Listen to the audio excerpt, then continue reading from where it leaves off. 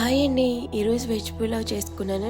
చాలా టేస్టీగా వచ్చింది. అది మీతో షేర్ చేసుకుందామని చెప్పి చూపిస్తున్నాను.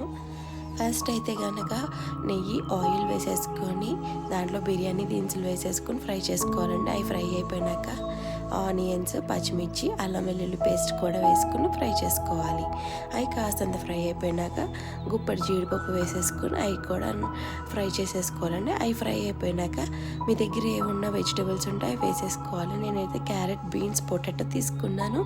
ఈ మాత్రం ఫ్రై అయిపోయినాక కాస్త 2 table spoon garam masala powder వేసుకొని బియ్యం కడిగి పెట్టుకున్నాక అవి కూడా వేసేసుకోవాలండి.